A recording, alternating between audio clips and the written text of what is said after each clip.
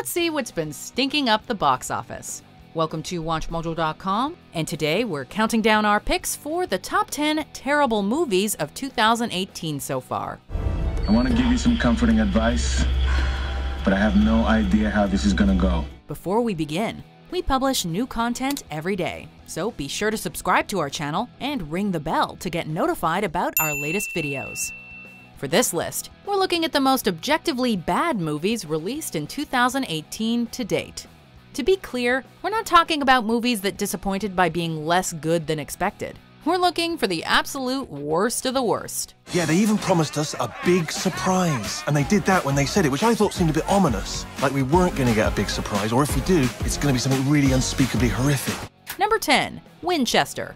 Dear movie industry, please don't ever waste Dame Helen Mirren's time, okay? Because really, her name should never be attached to something that falls this short of its potential. You feel responsible for the misuse of your product? If a weapon works as intended, one can hardly call it a misuse. In the film, the celebrated English actress plays heiress Sarah Winchester and tells the story of her seemingly ever-expanding mansion, in which she believes herself to be haunted by the many lives taken by her family's namesake guns. I feel their presence, their energy. Their unfinished business has brought them here. It's an interesting premise, right? And with Jason Clarke on board, it had the sort of cast to really bring it to life. Unfortunately, the end result was painfully dull. It's like the filmmakers had a setting, but never really found a worthy story to tell within it. My brothers were killed by the rifle, murdered by this instrument of death that killed your wife. Number 9. Proud Mary. And who the hell are you? I'm Mary. This movie should have been a sure thing. With the always awesome Taraji P. Henson in the leading role of Mary Goodwin, a professional hit woman, we should have gotten the sort of badass, gritty, and stylish film that was promised in the trailer. Unfortunately, the finished product feels like the filmmakers similarly felt too confident in Henson's ability to carry the movie and failed to put any sort of effort into the rest of the film. Tom is now like a brother to me. Yeah, but he wasn't always. No, Oprah, he wasn't. Rather than delivering the intensity that should have accompanied the killer career path of its protagonist, it plays out like a by-the-books action thriller, devoid of any real surprises or particularly noteworthy action sequences.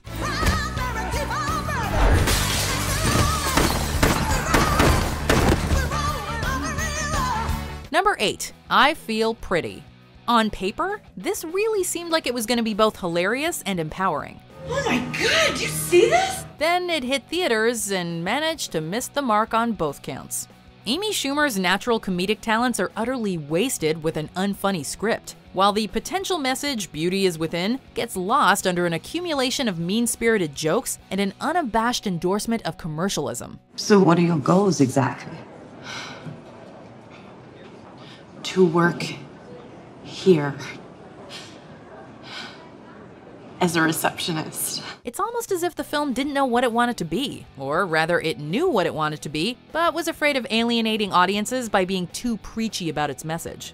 The end result is that it accomplished very little. Do you have every rib that I have? Everything really worked out for you. But where even are your organs? Number 7. The Cloverfield Paradox. Well, this was certainly a masterstroke of marketing. If only the movie itself could have been of a similar caliber. This experiment could unleash chaos, the likes of which we have never seen. A trailer for this long gestating film dropped during the Super Bowl, shockingly announcing that it would be released on Netflix immediately following the end of the game. It was arguably the most epic secret film release in the history of cinema. Come on. Bullshit. Unfortunately, it was also a huge freaking letdown, and the buzz surrounding the film only served to magnify the disappointment that fans of the Cloverfield franchise felt. The cast was strong, but the character development felt painfully thin, and the script haphazardly thrown together. Have you lost your mind? Maybe I am losing my mind, but I'm gonna do everything I can to keep us alive and get us home! Number 6. The Outsider. Jared Leto's career is a real roller coaster ride.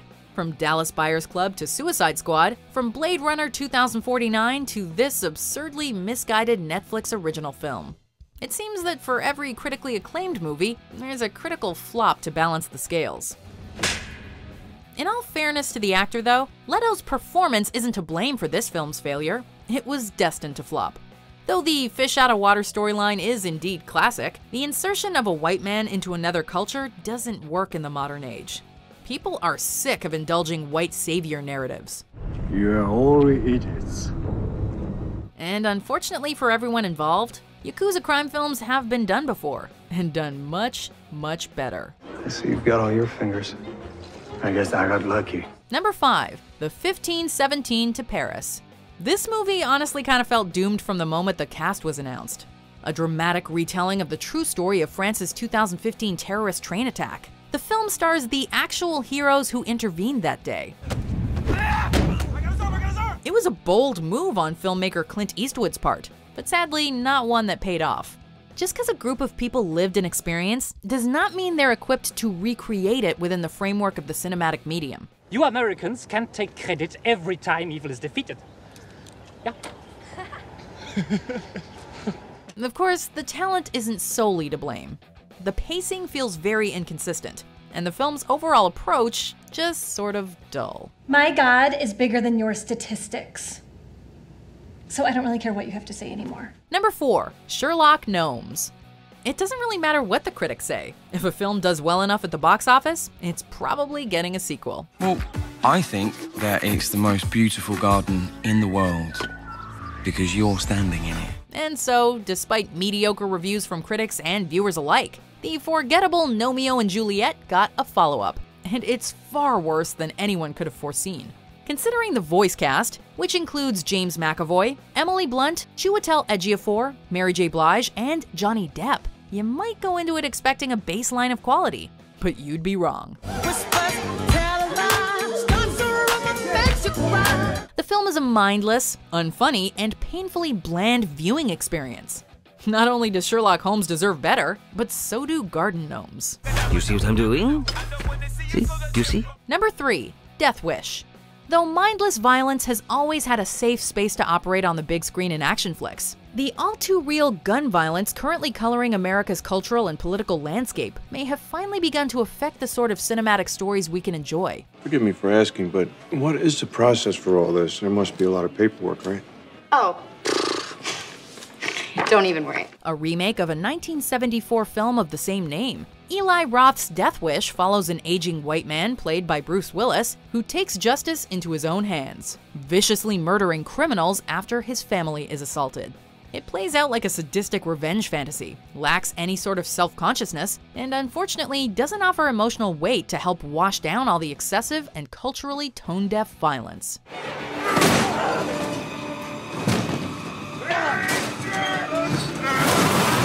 Number 2. Truth or Dare. Truth or Dare. This movie was always going to succeed at the box office. The film's cast list reads like a who's who of teen-focused television. With heartthrob Tyler Posey, along with Lucy Hale of Pretty Little Liars fame in the leading roles, the adolescent demographic was guaranteed. But boy oh boy was this ever a painful film to sit through. And we're not referring to the body horror. Touch me again and I'll break that hand. The concept of a supernatural game of Truth or Dare was a gimmick that had potential, but the film does absolutely nothing with it.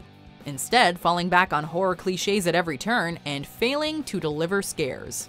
And there is nothing worse than an unscary horror flick. It only ends when all the players are dead.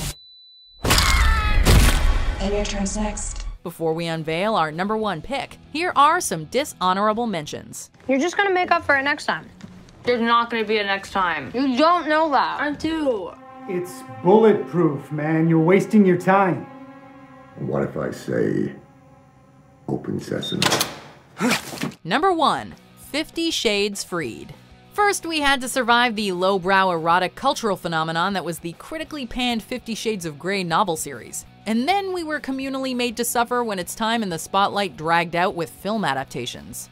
Though 50 Shades Freed managed to slightly edge out 50 Shades Darker on Rotten Tomatoes at 13%, it's not exactly a glowing endorsement. People already think I got to where I am because of you. But you didn't. You got this through hard work and talent. Peter Travers of Rolling Stone gave it 0 out of 4 stars, calling it, quote, sheer torture. And he doesn't mean the good kind. Anna, what's happening? Robbie Collin of The Telegraph argued that the Audi product placement was, quote, one of the more emotionally detailed performances in the film. I'm a race car driver. Ouch. Thankfully, with this 2018 release, the franchise seems finally over. Who gives a shit what people think? Well, apparently you do. Do you agree with our picks? Check out these other great clips from WatchMojo and subscribe for new videos every day.